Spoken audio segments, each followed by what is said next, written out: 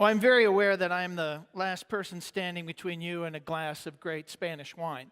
So I'm going to keep my remarks brief, but also really help bring together many of the topics we've heard today with a lens on gender. I want you to think about that for a moment. We have heard senior leaders today talking about challenges of revenue, challenges of costs, the impact of social media. My goal is to spend just a few minutes providing you with facts and data to go back and educate your company. I know you're asking, why is a man standing up here giving this talk about gender equity? Well, I have to tell you, men are still 85% of senior leadership, which says we have a significant responsibility to help do this work. Said another way, you don't have to convince women that advancing women is a good idea. You have to convince men.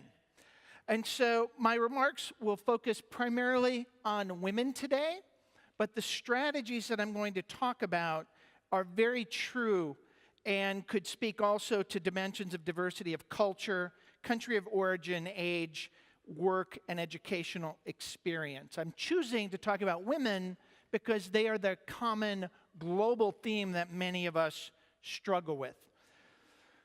Simply put, we need male engagement. We've been talking about this for a long time, and it is really incumbent on everyone working together to move this from a concept to a leadership imperative. Many organizations, many companies carry a belief that this is a good idea. Yet we don't have a true operating strategy for advancing women and engaging men. And how does this link to the business? Well, I want to tell you, I've sat here today and I've heard your challenges. I spend the bulk of my time dealing with executive committees. People like IBM, people like United Technologies and Caterpillar and big global companies. And I hear three common themes, and they were very similar to the ones that we heard today. Number one, revenue and profit is really tough today. Second, my company reputation is under scrutiny, and I need to be vigilant about it, whether it is social media or activist share owners or everything that is going on in the internet. And then finally, a final theme is, how do I really leverage the employees I have, the men and the women? Because the very representation of my workforce looks significantly different and will look different in the coming years. So those are my three topics: revenue and profit, company reputation, and what can leaders do daily, specifically around women. And so as I talk to senior leaders, I hear two common themes. Number one, business is tough. It's tough to grow revenue. I saw this in your numbers. You're driving 2% growth. Most companies around the world, other than technology, are driving 3 to 5% growth. And yet, if you're a publicly traded company, you need to drive double-digit operating profit. There's some amazing research from McKinsey. And what it says is, this is based on the Delivering Through Diversity report of 1,000 companies in 12 countries. McKinsey found a statistically significant correlations for companies with greater gender diversity in their executive teams. Based on two measures, financial performance, profitability as measured by average EBITDA margin, and value creation measured by economic profit margin, companies in the top 0.25% for gender diversity were 21% more likely to outperform on profitability and 27% more likely to have superior value creation. Companies in the top quartile for ethnic and cultural diversity were 33% more likely to have industry-leading profitability. So adding women to your executive team creates a culture top to bottom. This isn't about just adding women It's about changing a culture where everyone is appreciated. But the most startling thing about the McKinsey report was there was actually a penalty. Companies in the bottom 25 percentile were 29% less likely than their peer group to achieve above average profitability than other companies. So there's a financial reason to do this. Additionally, from a revenue standpoint, according to Forbes, there was a 2017 article called Reinventing the Travel Experience for Women. Forbes found that women buy or influence 80% of all travel decisions. And I know that number sounds high, but it's this buy or influence, because even though men are doing a significant portion of business travel, administrative assistants and corporate travel groups are made up mostly of women. And so women are actually influencing the flights that are taking place. From a bottom line standpoint, how are you dealing with talent? We heard a number today that said the aviation industry is going to double in the next 20 years. Where are you going to find enough pilots, engineers, controllers, just workers to do this work? Because there's an interesting macro trend taking place in most of the northwest part of Europe, the United States, Canada. And that is we have a very aging population. Baby boomers, those people born after World War II, are turning 57 to 60 right now, which says in 7 years, the majority of your senior leaders are going to age out of the workplace. The new entries into the workforce, 85% of new entries into the workforce are millennials, people born in the 80s and 90s, women, and people from multicultural backgrounds. So how do we leverage this? Because if we just think about what the face of the new worker looks like versus our executive leadership team today, it is significantly different. And so we have to think about where our bright, educated workers come from. And if you want bright, educated workers, chances are they're women. In the EU, women are getting significantly more college degrees than men. 44% more women will have completed tertiary education to just 33% of men. And when I bring Maria up, she's going to talk about this trend on a local basis and what Airbus is doing about this. These levels range educationally from parity in Germany to Latvia, where almost twice as many women receive degrees as men. Now, men still outnumber women in STEM fields, but the truth is we just aren't graduating enough engineers of any kind, male or female. And so there's going to be a huge war for talent, and the companies that are going to win that are the ones that are most adaptable to this change. Adding women isn't about hitting a quota, it's about changing an environment top to bottom. So how do you connect this to your business case from a revenue standpoint, from an operating profit driven by more engaged workers? Next topic is this notion of my company reputation. And it's important to realize globally that women are at a tipping point. First, in gender equal governments.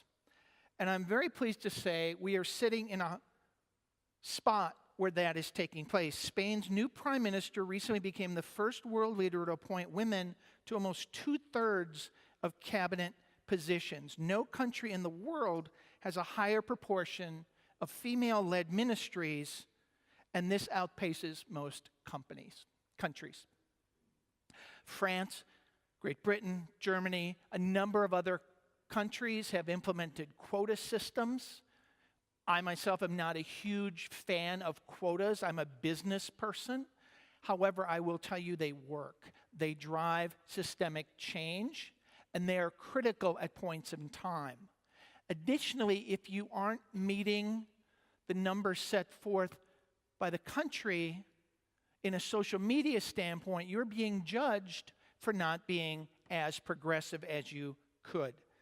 This is not just an EU trend. Ethiopia recently elected its first female prime minister and placed women in cabinet roles including defense, national security, and transportation. We're going to talk more about this as we bring up Maria Teresa. I want to also talk about this notion of company reputation, because as I talk to senior leaders, many are scared to death about what's next. Is it a security breach? Will my emails be made public? Will my pay equity be made public? We need look no further than last week when Google, one of the largest companies in the world, experienced an employee walkout. Systematic around the globe, where employees were demanding transparency in pay equity, in dealing with sexual harassment, and even saying we want someone representing us on the board. I don't think any of you want to wake up tomorrow and be the next Google and have to deal with this. You have enough business issues on your plate. And so this is a proactive strategy to make this better. I want to close on this topic of how do we get the most work out of all of our workers? Women, young people, people of multicultural areas. 4 simple things. Ask them what they want. The key to retention of talent today is to genuinely understand what's going on in their lives and how do we keep them. Because the shift has taken place. The company no longer holds the top card. The employee does in many countries. So first, listen, seek to understand and realize that men and women are having different experiences in the workplace. Second, learn. Read and study about this. You've done a number of best practice sharings and benchmarking. Learn from each other what's working well for you. There's an amazing book called The Athena Doctrine. It was written by John Gerzema. He's a market researcher. And John reached out to 80,000 people and said, give me the words of 21st century leadership. And then, when he got those words, he sent back information to those people and said, give me the gender of those words. And many of the words, collaboration, support, understanding, listening, were associated with women. And so these things we would define as softer skills are actually what new employees want and value. Are your leaders ready to lead and manage people differently than them? Next, lead. Ask tough questions. If you don't have any women in your pipeline, if you're losing women, do what you do. You are leaders. Ask tough questions. If you don't have any women ready, ask the person coming up, why not? Hold your people responsible. And then finally, have the will. Take personal accountability. This is not going to change without advocates. Advocates, like the people sitting in this room. There's a reason you stayed today, and it's because you are advocates. How do you take this message back to your organization? So I've talked about global trends and ideas. I now want to bring up Maria Teresa and talk about what one company is doing in one division that is really groundbreaking around what Airbus is doing. So Maria Teresa, please come to the stage. We're going to be taking audience questions.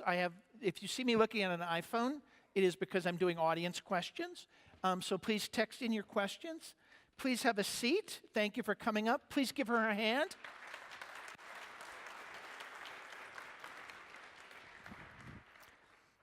I've had the privilege of talking to you previously on a call, and you've got a lot of really good things going on.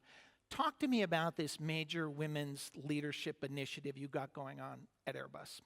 First of all, thank you for inviting me. Ladies,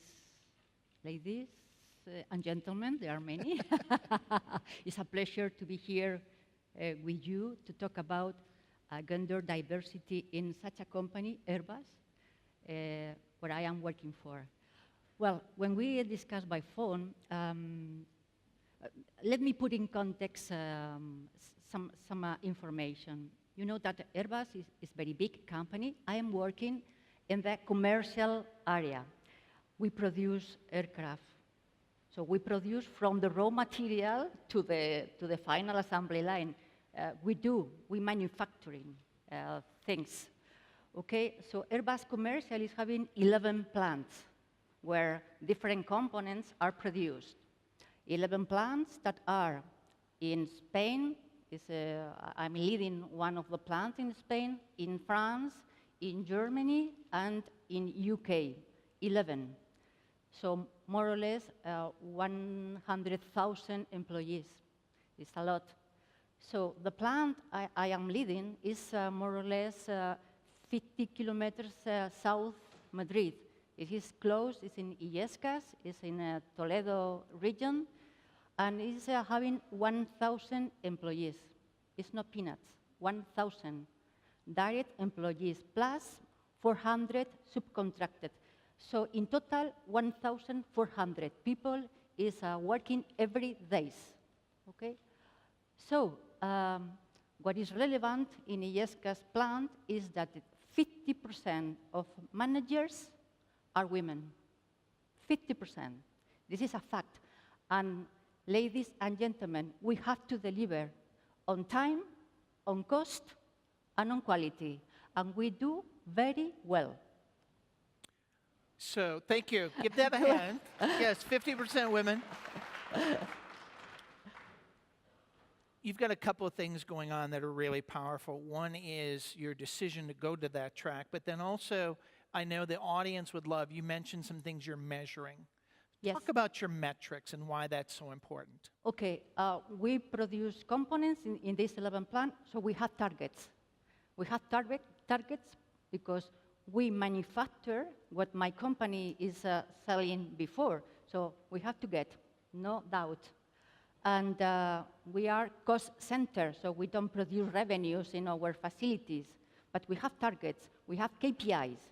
We have KPIs on cost, we have KPIs in quality, we have KPIs in absenteeism, clearly, we have KPIs in innovation implemented at shop floor level, we have KPIs in ideas per operator, and I can tell you, we achieved the target and some more. So we provide some opportunities to our company because we perform very well. For instance, if we have a target in quality, every year from when my team is a mixed team, we increase our quality by 5% every year.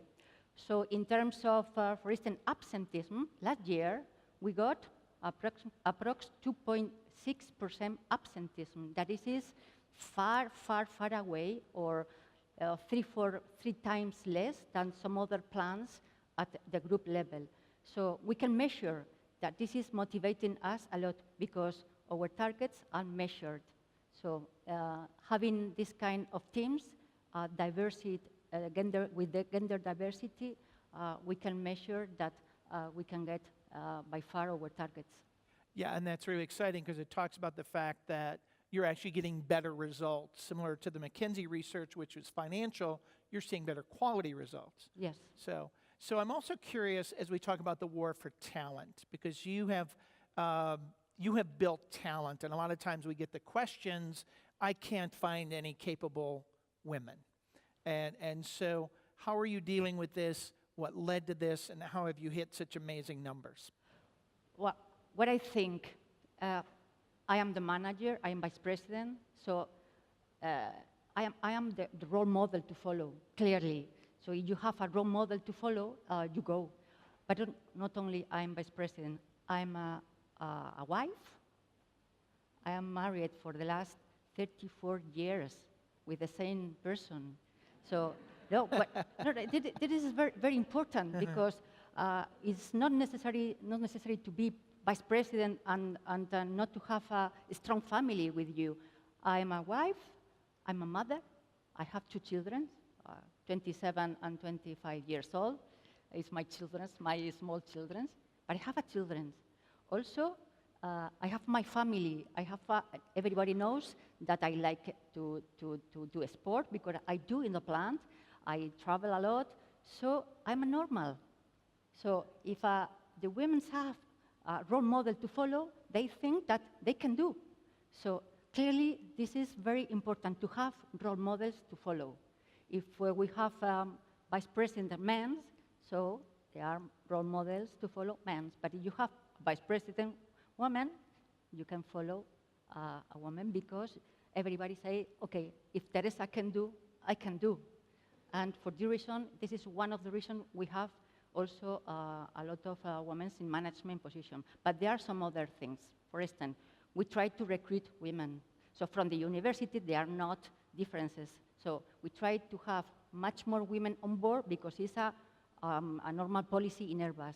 This is one thing. Second thing, we have clear training process for ladies. So mentoring, coaching, competence, some competence development.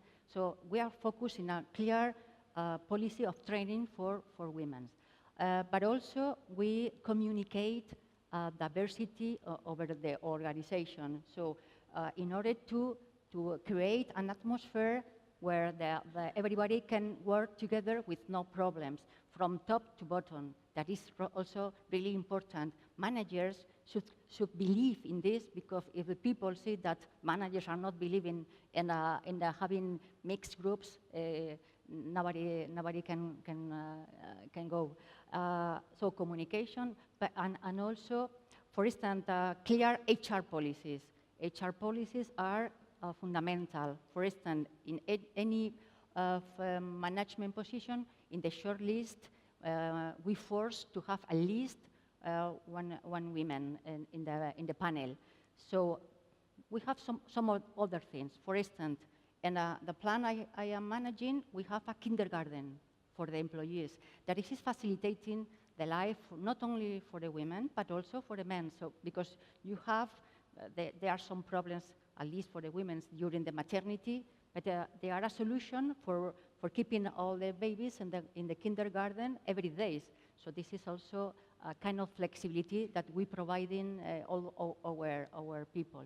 Also, flexibility policies for the entry and for keeping some times during certain period where the children are very young. So we try to manage according with the employees' needs. So we're getting some questions from the audience. Please. And so we're going to fire on these. What do you do when you do not have women ready for promotion? We promote a man. You promote a man. So, do you ask? But one of the things you said, I thought that was interesting, was when you're looking to fill jobs, you're looking to ensure you have qualified women there. And my guess is when you don't, you're asking the questions, why not? What we are facing now that is important is that we promote the recruitment for women, but we don't have enough, because in the university, at least in Spain, but also in Germany and in France and in UK, there are not too much women at the university doing STEM careers, so engineers. So what we need also to promote is go to the schools. For instance, this is something that we do in our plan, but also in Spain. I am president of the Women Network. In Women Network in Airbus is a network composed by men and women that we have some initiative. For instance, go to the schools close to our facilities in order to convince and talk about the possibility to go to an engineering career for women, because they are models, at least, for instance, director for maintenance and so that we have women. And we try to convince all of them in order to go to study an engineering career that now we need, because in the university, the women are decreasing in the number.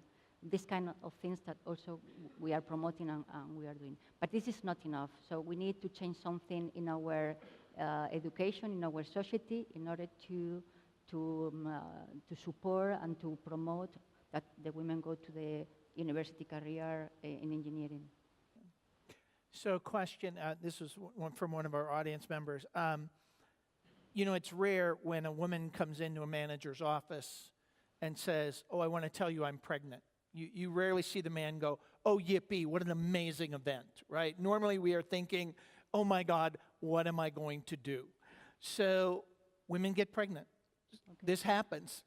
What are you doing about the stigma and the challenges that many would see? Because I know you've overcome them. Yeah, but women are pregnant, but it's a period of time. My experience is that in the plant there are absenteeism. But it's not only women pregnant, there are some other person that is spending some more time for some other things. So if we recruit a woman when it's pregnant, it's unbelievable. The engagement she has is forever, forever. And I have this experience. I offered a position, an unbelievable woman 3 years ago. She was pregnant. I offered the head of production. So also it's necessary to take some risk. Head of production, direct reporting employees, blue-collar people, more than 100. And she says, I'm pregnant. And I say, okay, but this is forever? This is not forever. This is just a period of time, okay? Take your time. We have solidarity. We are one team in the Illescas plant in Airbus. We can cover you for months, but the engagement this lady is having now is unbelievable. It's for all the life. So the motivation, because all of them see that we offer same opportunities for all of people, same opportunities, not because you are pregnant, you cannot go to a certain position. Yes, we offer same opportunities at the talent people. For the ladies, is forever. They are engaged forever. And I think it speaks to engagement, right? Yeah. Where when they do come back, they're much more engaged. You've given them the time, yes. and you're going to get more work out of them. Yeah. So. And with a summary of my experience having such a level of women in my team, she communicates better than the men. I'm so sorry. All of them communicate with a lot of passions. So in terms of communication, they do better than my team, my male team. Okay, they promote working as a team, with a team. They spend some more time creating a team, creating environment for work together with same goals. They care. They care of the team as well. So for the reason, I think that we have less absenteeism than some other plants because they call all of them. They try to manage. They try to understand, to help, to support. But also they create good atmosphere. Good atmosphere, manage very well the conflict. So this is my experience. So it's not just focus or objectives oriented, financial oriented, but it's also team oriented.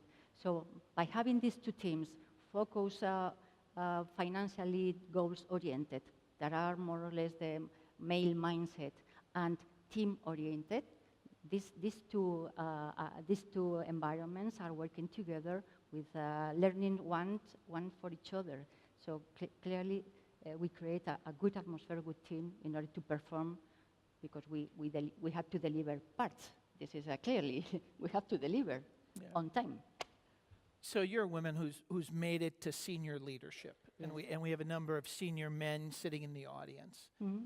What one or two pieces of advice would you give the men in the audience that to help promote, support, advance women, possibly things you've experienced in your time?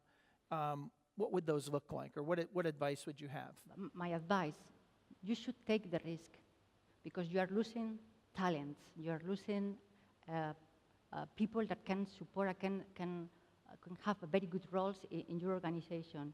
By giving opportunities, you will have women with a lot of engagement that is forever. And also, what is important for me is that giving these opportunities, you create a culture that what is valid and what is good can have a position. So I don't know. My experience really is very good. So I don't know. You are losing 50% of the talent. So I'm so sorry for you. No, that's good. That's good. Men and women are having different experiences. You're in a production environment for the most part. How do you overcome some of the challenges and biases possibly that exist at that level? Yeah, this is what I said you before. We have because also we have 15% of blue collar women. So it's not only at management position level, also at blue collar level, operators. We have a lot of women. So on top of having kindergarten in the facility, we have flexibility in the shift, so we can move shift from the morning, afternoon, and night because we are working in 3 shifts. We are production, so we have this flexibility in order to put the people where it's necessary, thinking in their own situation, personal situation. We have flexibility in the entries and in the sometimes people is working at home, so we can give we can provide some tele operation. I don't know. Yeah. The normal things, normal policies of HR. Okay. Yeah. We've got a question around, I believe the true value of a woman in leadership is not to fill a quota, but to do things with completely different approaches. And really, we've heard a couple panelists talk about how do we really build things from scratch, or what 1 or 2 things would you change if you had the ability to just start from scratch, to really leverage women's strengths? Well, what I perceive, because for me there are 4 factors. Okay. For one is the company. The company should put in place clear policies for inclusion, clear policies, communication, recruitment, training, and visibility. Give visibility to the women. Then there are some other factor, other pillar that I consider that is the governments. Clear policy for governments and supporting, for instance, to have certain laws in order to protect maybe quotas. I don't know. I didn't need a quotas, but I think that it is needed because quotas are not bad. It's just to protect some minorities. And another thing is the society. The society, you know, what I think is that the society requests more efforts to the women than to the men. So you should be good mother, good wife, good worker, good everything good. So we need to think in this. So also the society in education. Also, we have different education for the children's, separating things by color, by toys. So we should work in this, but also in the families. At a family level and in the schools, we need to do something different because what I explained before, the role models are important. If in a house the children see that there are different role models, it's quite difficult to work in the culture, in the changing something, because these children at the end will work in a company that will generate more or less the same role models, and then the women. So most of them need to go out of the comfort zone. Most of the women wanted to be forever in the same position. They don't believe that they can. So what I say is, if you don't go, you never go. So go for it. You should go for it. So we should work clearly in the training, in the competence for networking, competence for I don't know, at least networking and visibility. Yeah. We work very hard, but we don't go out of our office to say, okay, I'm here, I'm good, I will do. And we need to also for the women to work in this. And also, my recommendation to all of them, you don't ask for, let's see, for opportunities in your company if you don't give opportunities at home to your husband. So you should say to your husband, okay, this is our child, take, Yep. because I am going to give you the opportunity to care of them, because we don't give this let's see, opportunity to our family, our husband. So this Perfect. Thank you. Thank you. You're I welcome. think that's a great place to stop. So thank you for your time. Thank you for your energy staying in to the end of the day. Please give Maria Teresa another hand. Thank you very Okay. much. Just one thing. Oh, one more. Yes. Yeah, one more thing. If you wanted to see the reality, having 50% of ladies at shop floor and leadership position, you are invited to visit Illescas plant. That is one of the best Airbus plant we have. So you are invited to see. Thank you very much.